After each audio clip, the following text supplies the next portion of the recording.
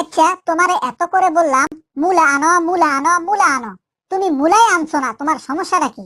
আমিও তোমারে এত করে বললাম মূলা আনবো না, আনবো না, আনবো না, তারপরেও তুমি মূলা মূলা করছো কেন?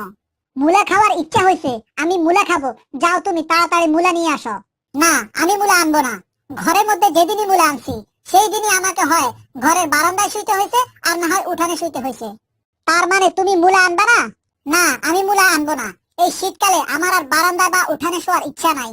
আচ্ছা, মূলা তোমার কি ক্ষতি করেছে? মূলা আমার ক্ষতি করে নাই। মূলা খাওয়ার পর তুমি যে বোম মারা শুরু করো, সেই বোমটাই আমার ক্ষতি করেছে। ও আচ্ছা, বিয়ের পর যখন আমি মূলা খাইয়া বোম মারতাম, তখন তো বলতা আহ কি সুন্দর পারফিউমের গন্ধ। তখন তো নতুন ছিলা, এখন তো পুরানো হয়ে গেছো। ও আচ্ছা, এখন আমায় ভালো লাগে না? আমি পুরনো হয়ে গেছি, নতুন একটা লাগবে। আমি কালকেই বাপের বাড়ি চলে যাব।